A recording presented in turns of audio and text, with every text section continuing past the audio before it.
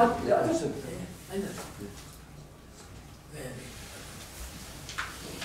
네, 볼일 참. 네. 아니 근데 서서만 하지 마. 네, 서서 하시다가 앉아. 네. 앉아서 다시 반갑습니다. 앉아서 하시면 힘드세요. 서서 하시다. 피곤하니까. 저희들이 불편합니다. 앉으면 돼. 저희들이 불편합니다. 서서 하시다가 불편하시면 안 되십니다. 그래도 저 뒤에 분들도 계시고 했어요. 그 하여튼요, 뵈서 굉장히 반갑고 또 저는 굉장히 뜻깊게 생각합니다. 이미 이런 말씀을 많이 들으셨지만 여기 계신 분들은 나영수 목사님을 중심으로 해서 우리 최순환을 중심으로 해서 문재인 정권의 실정을 오래전부터 규탄했을 뿐만 아니라 특히 금년 가을쯤 되면 이 실정이 총체적으로 드러남으로써 국민적인 분노와 저항이 표출될 것을 예견하고 그동안은 서울에서 주로 집회를 했죠. 네. 요즘은 부산역 앞에서 하게 됐습니까? 네, 이번 10월 5일날. 그래서 미리 말하면 이 실정을 솔직히 예견도 하고 이 부산역 집회를 해오신 것은 그건 정말 성견지명이 있고 그리고 또 이런 성견지명이 있을 수 있었던 것은 저는 뜨거운 애국심 때문에 그렇습니다. 요즘 사실 나라 걱정 안 하는 사람이 어디 있습니까? 아무리 나라를 걱정해도 광화문으로 서면으로 부산역으로 나오지 아니하는 그 나라 걱정은 사실은 이 나라 바로 잡는데 힘이 많이 덜 됩니다. 안 된다 하기는 좀 그렇고. 그런데 여기 계신 분들은 직접 이렇게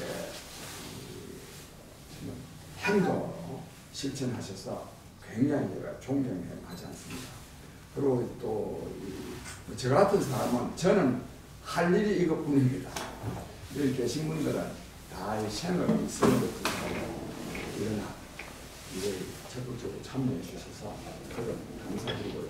근데 오늘 우리가 제한된 시간에 말씀을 좀 제가 나누었으면 하는 것은 이 문재인 정부를 꺾어야 되는데 끝장내야 되는데 과연 끝장낼 수 있겠느냐? 솔직히 말해서 우리가 말은 끝장내자 또 끝장나게 돼 있다 이렇게 말하지만 실제로 정말 끝장낼 수 있겠느냐?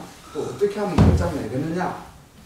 또 이 날은 또 춥고 한데 청와대에 가서 직접 목덜미를 잡고 끌어내리지 못하는 한은 결국 또 선거를 또 거칠 수밖에 없습니다.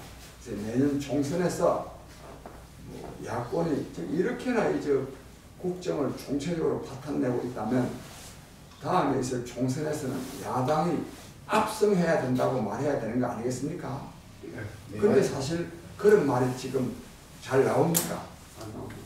이게 얼마나 정말 창피스러워서 말하기가 힘들지 않습니까? 이게 지금 문재인이가 지금 나라 망치고 있다 하면서도 국민적 심판의 기회인 선거에서 야당이 이기기가 어렵게 돼 있다. 이런 말 하려고 하니까 이 말이 이게 참 이거 말하기가 참 이 말을 하는 것 자체가 이 문재인이 도와준 말 아닙니까 이거? 응? 선거해봐야 야당이 못 이길 거다. 문재인 당이 이길 거다. 이런 말을 이게 해야 되는 참 이 난처한 상황인데 이것이 사실 현실 아닙니까? 이런 데 대해서 그러나 이 현실을 우리가 바꿔야 됩니다. 그래서 이걸 어떻게 하면 이런 비관적인 전망을 우리가 불식할 수 있겠는지, 불식할 수 있는 묘안은 뭔지 하는 말씀을 함께 나눴으면 좋겠습니다. 그 다음에 끝으로 한 말씀만 보태면 이 부산이 중요합니다. 지난 87년 6월 항쟁 때 마침내 6월 항쟁이 되어서 6.29 항복선언을 받아낼 때까지는 부산역 앞 투쟁이요 지속됨으로써 그걸 이루어내는데 굉장한 역할을 했습니다. 솔직히 말해서 부산이 만만한 때가 아닙니다. 이게 부산에서 뭐 하면 끝납니다. 유신독재도 부마항쟁에서 끝냈죠. 유신독재 박정희 정권 18년도 부마항쟁에서 끝났고 전두환 독재도 부산역 집회가 끝장내는데 결정적인 역할을 했기 때문에 이분이 이제 문재인 정권 끝장내는데도 부산에서의 투쟁이 굉장한 역할을 하리라 이렇게 기대하고 있습니다. 이렇게 하고 제가 조금 먼저 말씀 좀 드릴까요? 예. 예. 저는 제 말씀을 한 10 짧게 드리고요. 여러분 우리 선생님들 우리 함께 선생님들 저도 의문사항이 많습니다. 고민이 많았습니다. 이런 고민을 우리가 함께 나눠보도록 합시다.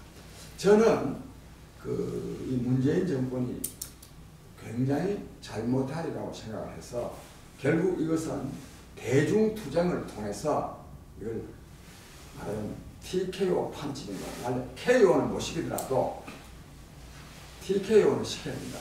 그러지 아니하고는 선거해봐야 이기기 어렵다. 그래가지고 저는 근데 이제 대중 집회를 하려면 뭐 어디서 해야 되느냐? 역시 광화문이 중요합니다. 광화문 집회. 저는 그래서 광화문 집회가 이번 가을쯤 되면 지나간 거죠. 지나간 이번 이 가을에는 아마 이 대중들이 국민 대중이 광화문으로 몰려 나오는 상황이 조성될 거다. 이래가지고 제가 미리 통보를 갖다 댄 겁니다. 저는 4월 13일 날부터 매주 토요일 광화문 집회를 했습니다. 즉, 왜? 이 터셔라는 게 있는 겁니다, 이게. 갑자기 그냥 한다고 되는 게 아닙니다, 이게. 미리 쭉 이렇게 키워서 여름을 지나고 가을이 되면 대중의 엄청난 대중의 참여를 확보해서 문재인 정권에게 타격을 가하고 그 힘을 통해서 새로운 정치 세력을 제가 만들어내려고 했습니다. 새로운 정치 세력. 새로운 정치 세력이라는 새로운 정당인데 저같이 요런 몇 사람이 만들어가면 정당이 잘 안 만들어지기 어렵죠. 그래서 반문재인 대중투쟁을 힘있게 전개함으로써 몇십만 명, 지금 100만 명 이렇게 모아내는 것을 주도로 함으로써 국민적인 신뢰와 기대를 불러 모으고 그 힘을 통해서 제가 새로운 정당을 만들어 나가겠습니다. 이게 제 전략이었습니다. 그랬는데 이게 차질을 빚었어요. 왜 차질을 빚었느냐 하면 솔직히 말해서 여기는 다 우리 교회고 이것도 모든 분들이 다 기독 교인이 아닐 수는 있지만 사실 이 정광훈 목사님이 하는 그 집회가 모든 것을 다 그냥 빨아들이고 흡수했다. 그러니까 저도 사실요 그 10월 3일 집회 광고도 내고 그랬어요. 광고 내는데 제비가 안 돼. 뭐 이거는 뭐 광고하면 내가 광고비 허탕이에요. 다 잊어버려요. 뭐 연일 계속 광고에 뭐 전면 광고에 뭐 이래 나가니까 그러나 그건 좋습니다. 그건 뭐 누가 냈던 뭐 한 10월 3일 집회 많이 모였으면 되는 거지. 그런데 지속적으로 이게 계속 말하는 하야 본부, 한기총, 하야 투쟁 본부, 정광훈 목사 이 집회가 다 됐습니다. 사실 여러분 우리 선생님들 이런요 대규모 대중 투쟁을 통해서요 정치적인 영웅을 만들어내야 됩니다. 안 그렇습니까? 그걸 만들어내야 됩니다. 저는 그거를 예측을 하고 그거를 제가 만들어내려고 이걸 원래 아까 말한 대로 4월달부터 그 집회를 했습니다. 그런데 이번에 정광훈 목사가 주도한 이 집회는 문재인 정권에게 국민적인 분노가 얼마나 큰가 하는 것을 또 저항이 얼마나 큰가 하는 것을 반대가 얼마나 큰가 하는 것을 보여주는 데는 굉장히 성공적인 것이 있습니다.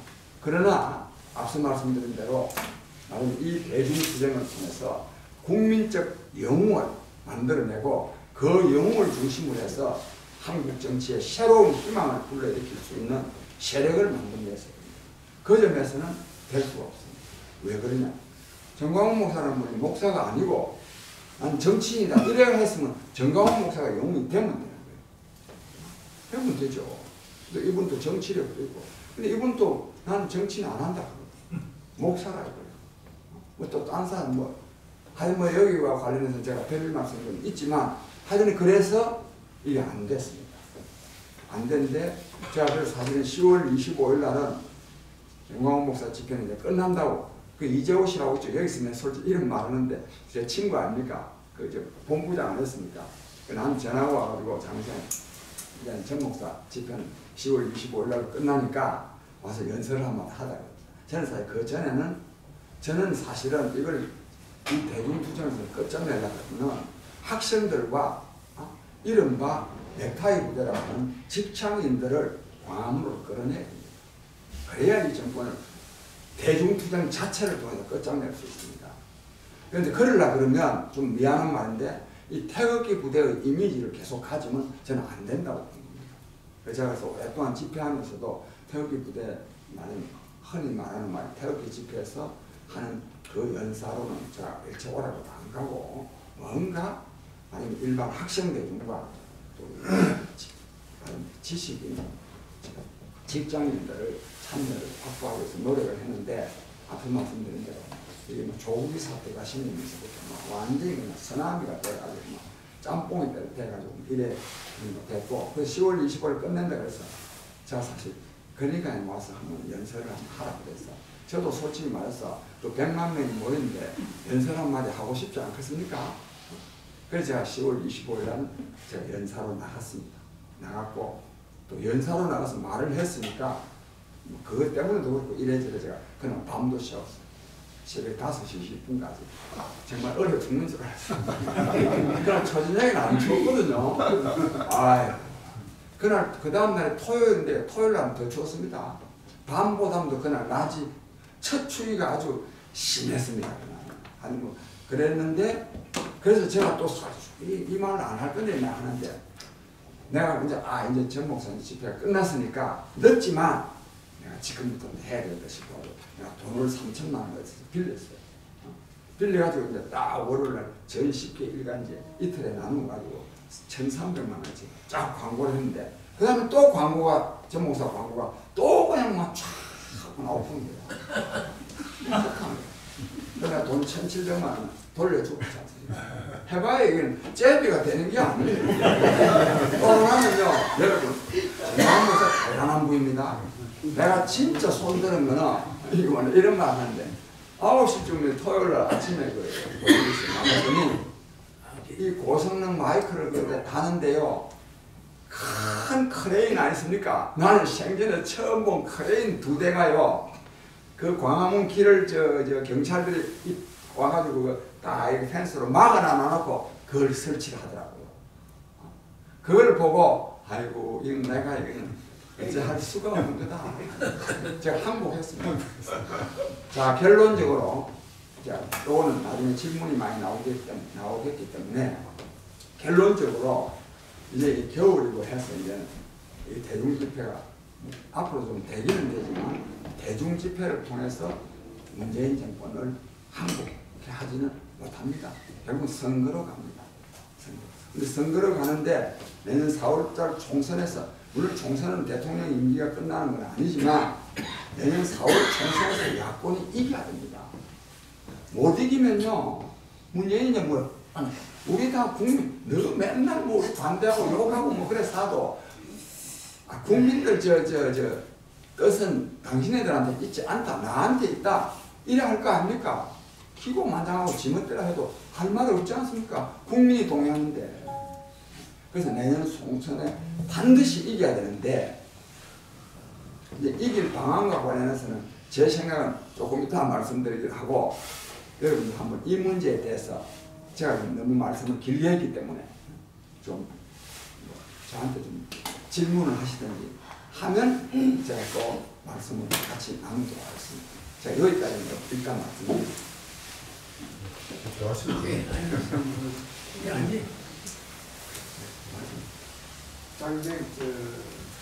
저는 그 사상지부 장으로 여기까지 나왔습니다. 양문상이라고 합니다. 제가 그런 걸 보니까 저는 기독교인이라서 옛날에도 뭐 3.1운동 우리 기독교인들이 33년 중에서 18명이었잖아요. 그래서 우리나라를 살려갖고 그런데 큰 틀은 우리 하나님께서 우리를 버리지 않으시리라 믿어요. 그렇지만은 문재인이가 너무나 사악해가지고 저 끝까지 지금 나를 그 역행을 하고 다 말아먹으려고 하고 있는데 금방 안 되고 그러면. 그래서 저는 지금도 뉴스에 초점이 되고 있는 그 울산하고 저쪽에 그 창원의 그 시장들 그 부정해가지고 하는데 내년에 4월을 중심으로 우리 목표를 하고 있지만 내년 4월에도 이 선거 조작을 하더란 말이에요. 지금 제 생각에는 문재인이가 지금 인기가 18%인데 이걸 자기 돌려가지고 81% 자기 지지하는 걸로 착각하고 지금 정치를 하고 모르고 하는지 알고 일부러 그렇게 하는지 모르겠어요. 근데 전산 조작을 해가지고 이거 18%를 81% 해가지고 당선권을 다 가져가는 데에 대한 대비 그걸 어떻게 하게 되냐.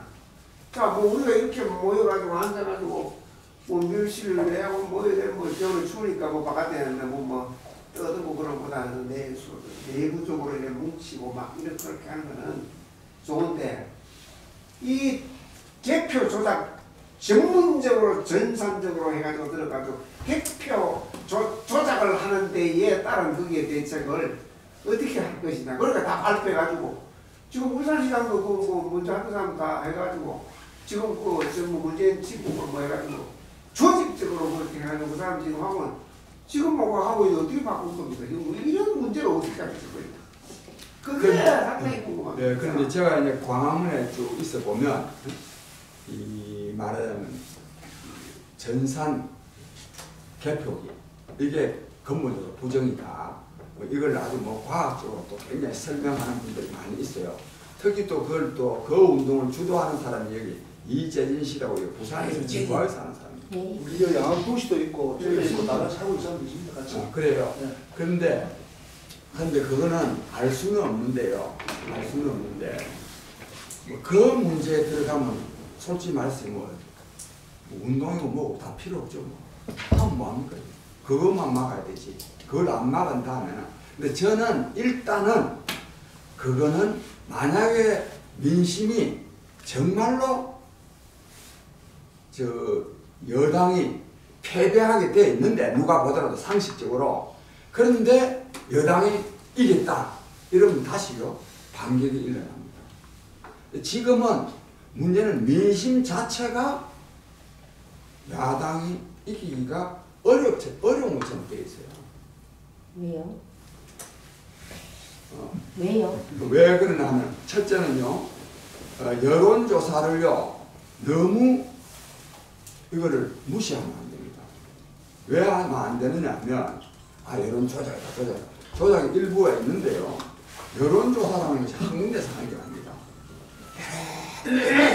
심지어는 자유한국당 여의도 연구소에서도 여론조사를 하거든요. 합니다. 거기만 하겠습니까? 한국당에서는 여론조사를 많이 하죠. 공개를 안 하더라도.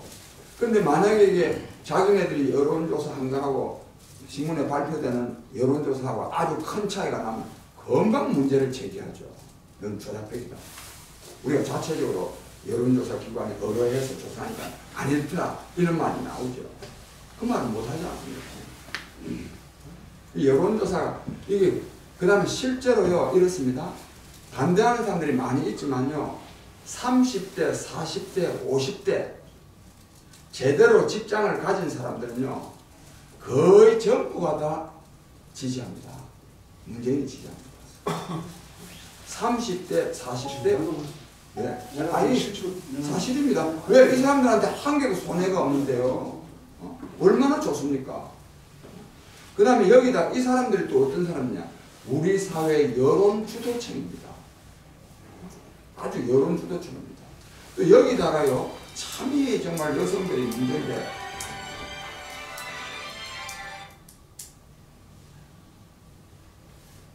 죄송합니다. 오늘 잠깐만 말이 예, 그렇죠. 예, 여기 여성들이요 여성 뭐 무슨 마음 가는 카페 같은 게 있죠. 네? 그게요 한 카페 어떤 카페는 80만 명이다. 뭐 30만이나. 이러니까 이 여성들이 그냥 뭐 돌았는지 어찌 됐는지 뭐 페미니즘 캐사고 말입니다. 지지자들이 많이 있습니다. 그래서 이게 또 여기다가 요즘 시면 노인들도요. 뭐 한쪽에서는 저 문재인이 저거 말이야. 계속 우리들한테 줘도 뭐 나라가 그대로 안 나? 이렇게 하면서도요. 주는 게 좋은 거예요. 내가 이 한국당에 무슨 뭐 김문수나 만났는데 형님 요즘 노인들 만나면요 문재인이 좋다고 하는 사람 많습니다. 나 이 몇 달 전에 이런 말을 듣고 그랬어요. 요즘 기초임금 20만 원인데 30만 원 주는 거 아닙니까? 이거 우리들한테는 큰 돈입니다. 이거 10만 원 이거 적은 돈이 아닙니다. 27만 원도 준다. 예? 27만 원도 가서 3일만 일해도 준다니. 예. 이러니까 거기다가 또요 예타 면제를 가려 지금 이 정권이요 국가 예산을 가지고 전 국민을 상대로 해서 내표 작전을 하고 있습니다. 내가 간단히 치면 요즘 이보다 확 늘어났던데 예타 면제 24조 원, 생활 SOC 8조 6천억 원, 일자리 창출 24조 원, 실업 예산 16조 원, 추경 예산 한 9조 원, 이거 한 60, 70조 원대. 여기다가 또 내년 예산요 엄청나게 또 513조 원 아닙니까? 예?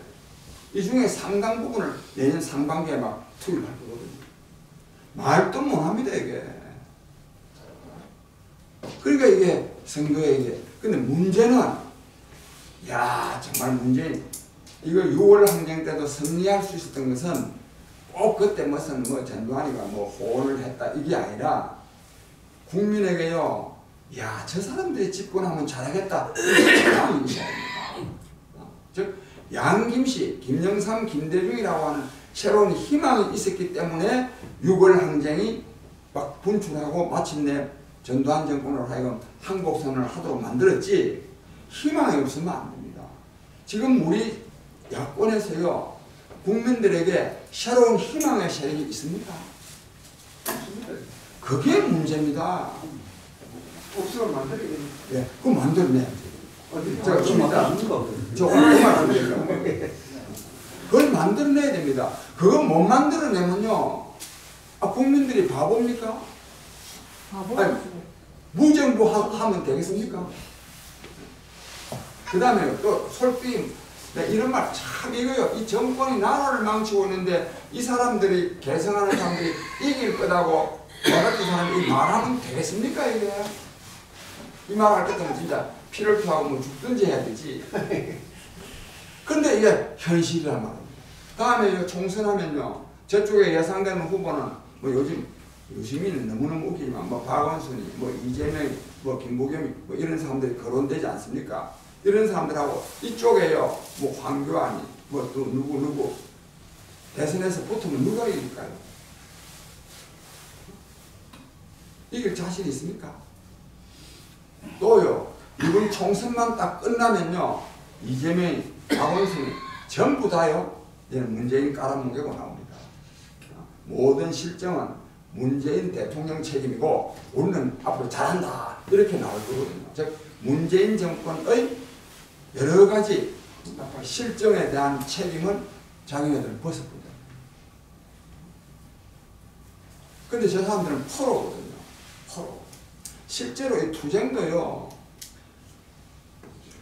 어제 예를 들면 어제 지난 토요일 날요. 광화문에서 민주노총 중흥해가지고 민중대 했죠. 그 집회하고요. 이쪽 집회하고는 잽이가 안 됩니다. 이거는 저는 솔직히 말해서 자존심도 상하고 그 집회는 어떠냐. 세종대왕상 앞에요. 한 3, 4억 들여서요. 제대로 된 메인 무대를 딱 장치해가지고 하지 않습니까? 여기 지금 정광훈 집회만 하더라도 이게 진짜 돈이 있는데도 불구하고 뭐 교보 빌딩 앞에 어제는 또 뭐 동아면 서점 앞에 또 길 한쪽 옆으로 왜 그러냐? 저쪽은요 돈이 있습니다. 민주노총, 정교조 등등 돈이 엄청납니다. 그래서 이게 굉장히 걱정입니다. 근데 이제 이런 말씀은 다 아는 거고 이런 우리 걱정하려고 모인 건 아니고 어떻게 하면 이런 상황을 극복할 수 있겠습니까? 한번 좀 좋은 방안을 좀 말씀해 주시죠. 우리 장 선생님 문자 한번 얘기 좀 좋겠네요. 제가요. 우리 정말 걱정이. 예, 걱정입니다. 저도요. 제가 이제 문재인 대통령 되면 안 된다고 정말 저 후보 때부터 떠들어댄 걸 여러분 아시죠? 아십니까? 제가요. 저는 진짜 문재인이 대통령 되면 안 되게 하려고 제가 엄청나게 노력한 사람입니다. 문재인이 대통령 되기 전부터 그랬죠. 되기 전부터.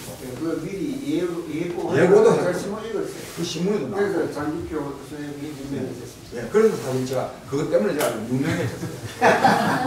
내가 사실은 부끄러운 얘기지만 말이죠. 내가 우리 집에서 애들한테다가 야 문재인 절대적 의무를 지금 안 된다고 얘기하니까 저 엄마부터 마누라부터 딱 반기를 들면서 요즘 아들 생각이 다르단다요. 딱 따라들으니까요.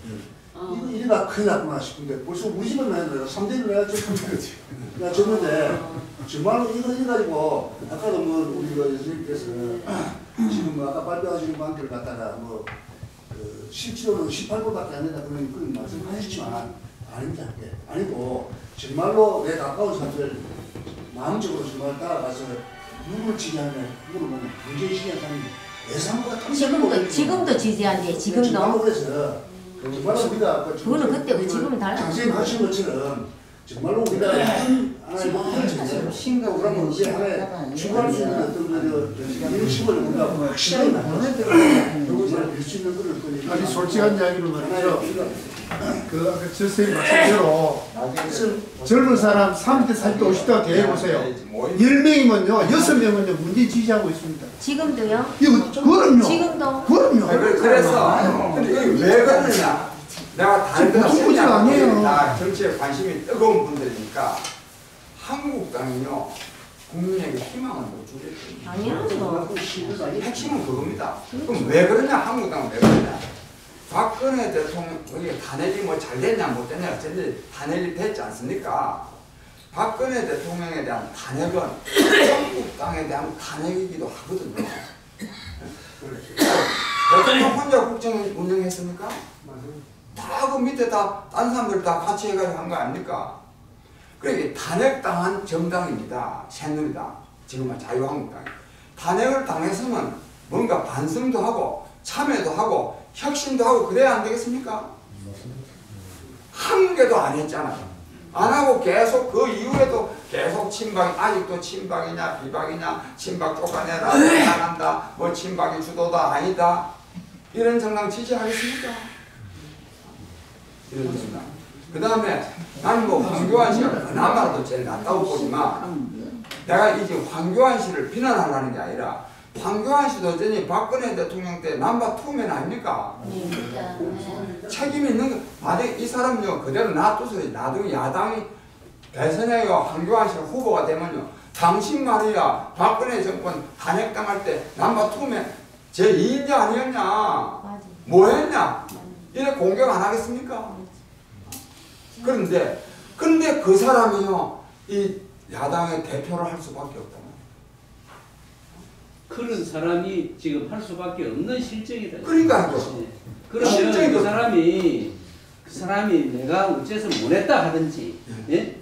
내가 뭐 잡혀가더라도 한다든지 하는 결기가 있어야 되는데 교회 가서 뭐 기도만 하고, 예? 뭐 밥 며칠 안 먹고 그거가 되겠습니까, 선생님? 아니 그래서 그는 상당히 개인적으로 인품이 훌륭하고 정치는요. 어디 도덕시험체로 다니지 않습니다. 안 그렇습니까? 대중적으로, 사회적으로 어떤 의미가 있느냐가 중요하거든요. 그런 점에서, 그러니까 이제, 저기 뭡니까? 조국이 사건 아니십니까? 아니, 암만 저 사람들이 저 편가르기의 의식에 사로잡혀 있다 하더라도 조국이 사건을, 조국이를 잘못한 거 없다고, 우리가 조국이다, 조국이 수호하자, 이렇게 말할 사람들이 아니잖아. 그런데 왜 그러냐? 이러다가 잘못하면 한국당한테 정권 넘어가면 안 된다 이거야. 그게 핵심입니다. 근데 이런 말 한다고 해서 그 말이 좀 맞다고는 보지 않았지만 100번을 하면서 한국당한테 넘어가더라도 잘못한 놈은 잘못했다 해야 되지. 저는 그래서 어쨌든지 이 조국이 사건은 운동권의 사이비 진보 세력을 끝장내기 위한 저는 하나님의 작품이라는 게 제 생각입니다. 맞습니다. 이거는 조국이 사건 이거는 아무나 만들라 그러면 못 만드는 거 아니에요? 어떻게 저렇게나? 근데 지금 지금 야당에서 그걸 갖다가 90조를 만들어가지고 밀어붙이려 근데 그걸 제대로 못 하고 있잖아요. 그런데 못 하고 있다는 게 아까까지 말씀이고, 예? 우리가 극복해야 될 과제고, 어쨌든 저는 어쨌든지 조국이 사건을 통해서 문재인 정권 끝장난다고 봅니다. 근데 이 말만 하고 있어서는 안 되는 거 아니겠습니까? 예, 이런 인식에 기초해서 대안을 만들어내야 돼. 아, 이번에 하나님 작품이니까 이거는 문재인 정권은 끝날 거야. 그렇게 하고 그냥 있으면 되겠어요? 원장님 앉아서 말씀하세요. 우리도 다 앉아서 이거. 아, 괜찮습니다. 아니, 그래 얼굴이 보이니까. 아니 장 대표님이 가지고 계신 계획을 좀 말씀해 주세요. 저는 그래서 아니, 그 앞에 탁자에 앉아서 제가 지금부터 제 생각을 말씀드려요. 예. 저는 그래서요 상당히 늦지만 지금이라도요 국민들이 볼 때 신뢰할 수 있는 정당을 만들어내야 됩니다. 근데 정당을 만들어내서 이 정당이요 계속 고하면 안 됩니다. 계속 고하면 독자적으로 계속 나가버리면 이거는 문재인이 또 도와주는 거예요. 어떻게 하냐? 이 낯을 가지고 이 사람들이 야권 통합을 하자고 제안해요. 그래서 야권 통합을 해서 근데 통합이 만약에 안 되면 어떻게 하느냐? 철수해야 돼요. 그나마라도 기적도 있는 거 아닙니까? 한국당에 나와서 절대로 못 이긴다는 법이 있습니까? 선거랑을 해봐야 알지.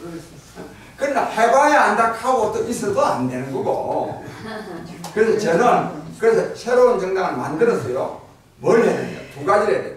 통합도 해야 되지만 요 말 하기 전에 한국당이 못 이기고 통합하면 이기느냐? 통합해도 못 이깁니다. 지금 이 상태로는. 그러니